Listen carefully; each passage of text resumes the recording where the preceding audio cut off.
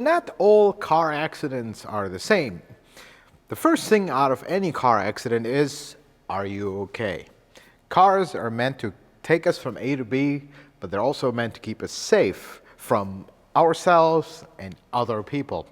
Well, over here we have a beautiful 2017 Toyota Camry that unfortunately got involved in an accident. And this accident is not the kind that damages the body and all that. It is mechanical damage, which we're going to take a look at in this video. First, let's look on this side. Let's look at this wheel. This wheel is perfectly straight. Steering wheel is straight, wheel is straight. Now let's go look at the other side. Not very good. So what happened to this car is it slid over some ice and it hit a curb pretty hard. You can see the wheel is pushed almost all the way back. There's a giant gap here and the wheel is also pushed in from here and from the bottom. This is a typical ice slide accident. Happens a lot. Unfortunately, when you live in an area with ice and everything, these things happen. Nobody got hurt in this accident, and that's what matters. No airbag deployment, so this car is definitely repairable. I do want to, however, before we lift it up and check it out, let's take a look at this wheel. This took the brunt of the impact right here. This wheel is done. Believe it or not, it still has air. Of course, it's leaking a little bit, but still holding, which is pretty surprising. This wheel, of course, is done. It needs to be replaced. It's bent, broken, and done. And that is the first casualty of this. So in today's video, I want to talk to you about how do you approach accidents like this. There's no damage on the body whatsoever. Nothing. We're going to talk about how you approach this.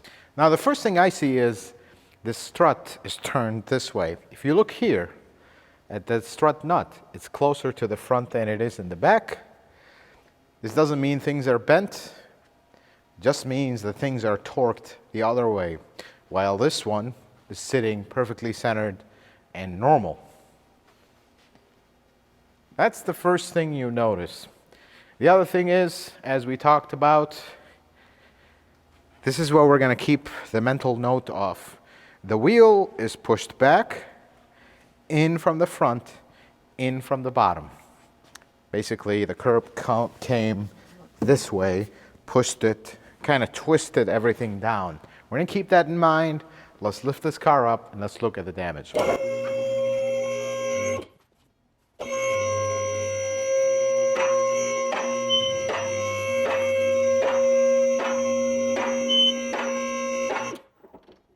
This is usually the mistake that people make when they look at cars like this. They start taking the wheel off and everything. Leave the wheel on. The only thing we're going to do right now, do we have anything loose? Nothing. Let's spin it. Just by spinning the wheel and putting my hand right here, this wheel bearing is done. Of course, it also took the brunt of the impact. Well, let's look at the rest.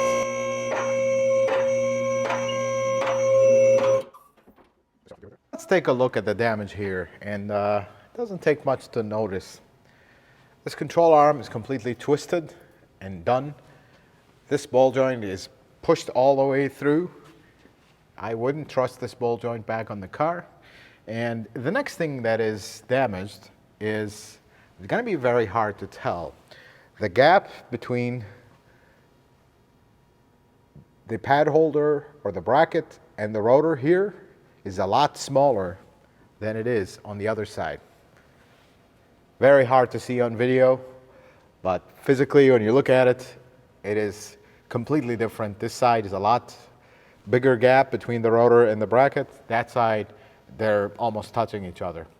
That tells me that the knuckle is bent. Knuckle is also twisted and it's pushing on the rotor. This is something super common. And folks, we're going to talk about a few things when you get in cases like this.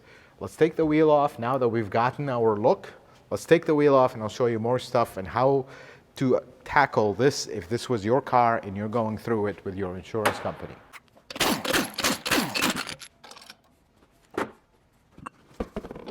So, things you can already see, this is turned, the sway bar is pushed all the way back, and it's actually contacting the axle. Let me see if I can light that up for you better. See it contacting the axle right here? This is not an issue. Right now the axle is sitting sideways and everything is kind of not sitting correctly. And here is the kind of the plan of action here. I wanted to take the wheel off to see if our rotor is cracked, which it is not. These are aftermarket brakes, potentially. Hard to tell, they don't have shims on them. And I have my doubts that this is potentially an aftermarket rotor, from the wear pattern and everything.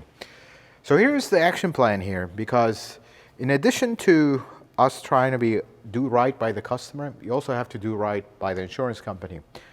You cannot just go to town and replace every single thing. As much as I would love to, but you can't do that with insurance companies. You got to tell them a valid reason why you're replacing this part. And here is how we're going to approach this. Control arm needs to be replaced. Now, some folks will have concerns about the subframe when the control arm is bent like that. Folks, this subframe right here where the control arm mounts, it is a rubber part. You see how it's twisted all the way? It's not gonna, there's no possibility that a rubber part will rip a high strength steel part. The rubber is gonna rip before the metal part bends. We're going to need a lower control arm. We're going to need a ball joint. That ball joint got really badly twisted. We're going to put a new one because you do not put the ball joint that's been in an accident this big back on the car. It's just not safe.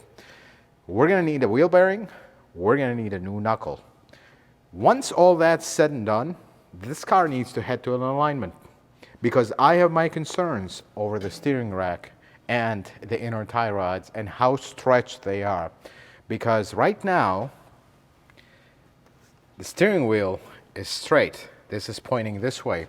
Yes, the control arm pushed the wheel up as it twisted, but you also put force pulling on the rack this way. Usually electric racks, when you do this to them, they'll wipe out the motor. You'll have warning lights, but this one doesn't have it. The rack actually works. The power steering works. So I am worried about inner tie rods, outer tie rods, or internal in the gear if it's going to start making a clunking sound. You can't do this until you actually correct all this and see where everything sits. If everything sits well, you go to alignment, you don't have to make an extreme adjustment. Fortunately, we're going to have to let the rack go the way it is.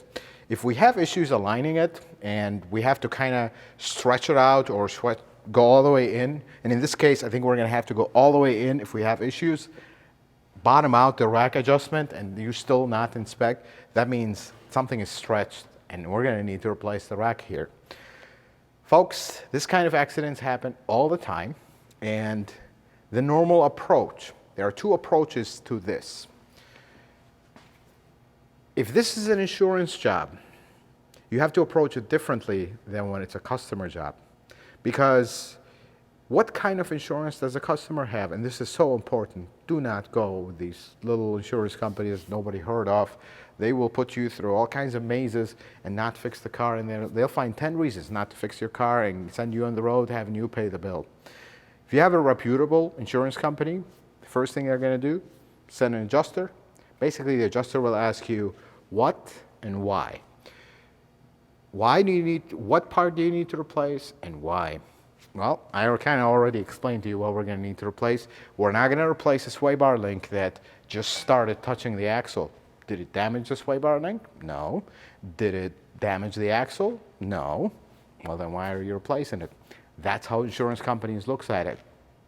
If this was a customer car, let's say I've recently had to deal with a Corolla that got hit in the back, car was parked, somebody swiped it, ran away.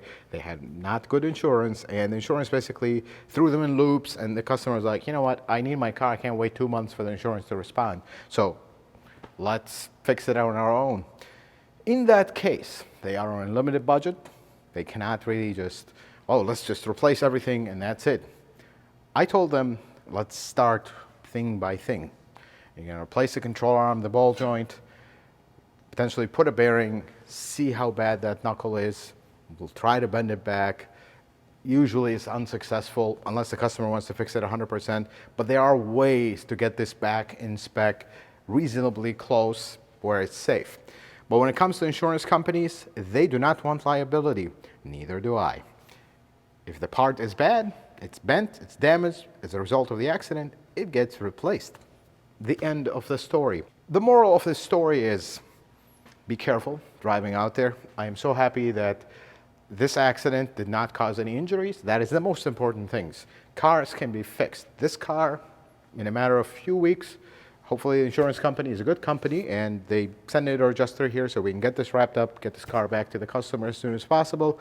But in a matter of max couple weeks, we'll get this car back to how it was. You wouldn't even know anything happened. But if anybody gets injured in that accident, that would have been really bad. So glad people are safe, but this is the approach we're going to take here. While we're here, let's raise the car back up. Let's inspect the rest of the car to see what we have, if we find anything, so we can advise the customer as well.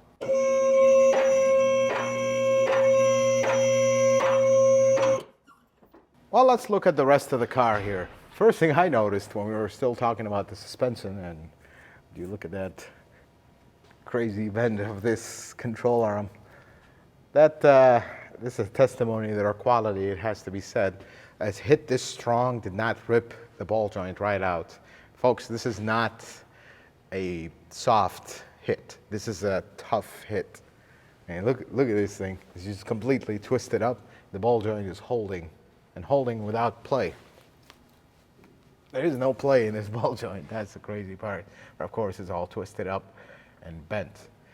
Well, something else I noticed as soon as I looked at this car. If we look right here at this drain plug, this has one of those plastic drain plug gaskets.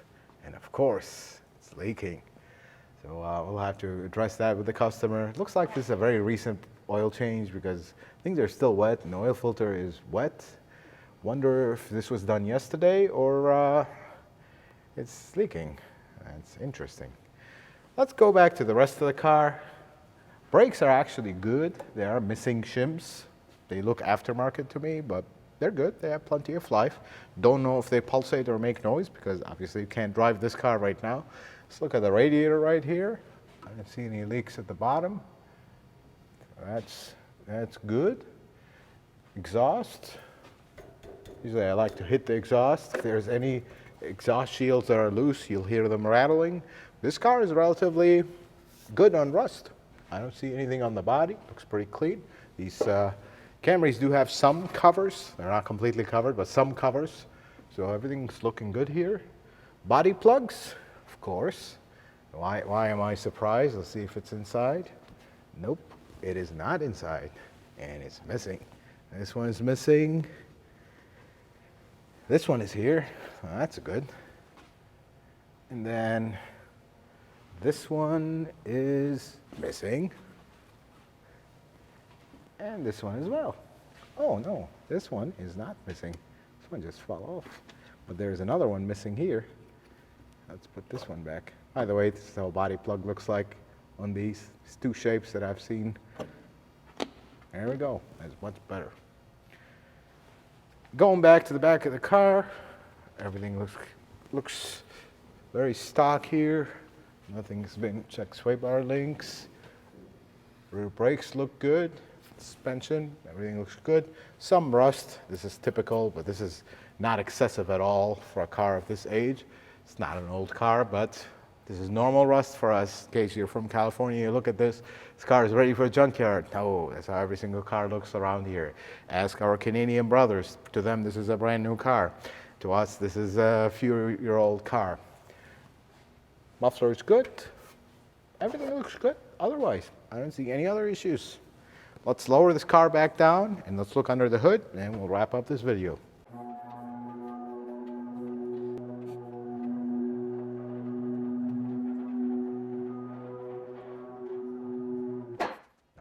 Okay, let's take a look here. Drive belt looks good. Water pump's not leaking. I don't see any issues. Dog bone mount is good. Coolant's a little low. Maybe somebody changed the coolant and didn't top it off. because I don't see any leaks here. Top of the radiator, maybe? No. We'll top off the coolant. We'll ask the customer to keep an eye on it. Original battery. You're gonna need to test this battery. That's the only thing. This is an original battery, and this post looks very ugly. If you ever get a post like that, folks, just spray it with water. Kind of brush it down, get all the wetness on top of the battery, and that should take care of that. But otherwise, air filter is, I think it's good for now. It is an aftermarket one. Doesn't say a brand on it, but works, just a piece of paper. So I don't think this car needs anything else for the customer, just the accident damage. We'll get it all taken care of, and that should take care of this one. Folks, be careful out there on the road, especially when we're approaching winters in some parts of the country, like where I live, the Chicagoland area. Icy roads, all kinds of stuff. Things happen. Don't get upset. This is not the end for this car. It'll be fixed. It'll be fixed right. You'll never know anything happened just by the stickers of the new parts. The only battle we have left with the insurance company, I hope they don't battle us on this. I want to put original parts. This is the whole idea of opening my shop. We only put original parts. Yes, I have accounts. We can get aftermarket stuff, but that is secondary. That is like by request. If this insurance company comes back and says we want aftermarket or used parts, unfortunately, I have no choice, and neither does the customer. But I'll submit what this car needs and see what happens. Folks, stay safe out there. Be well. Thank you so much for watching this video. If you like it, consider giving it a thumbs up. If you're not a subscriber, consider subscribing to the channel. Check out some of my other videos. And until the next video, folks, may the Lord bless you and keep you. And you have yourself a wonderful day.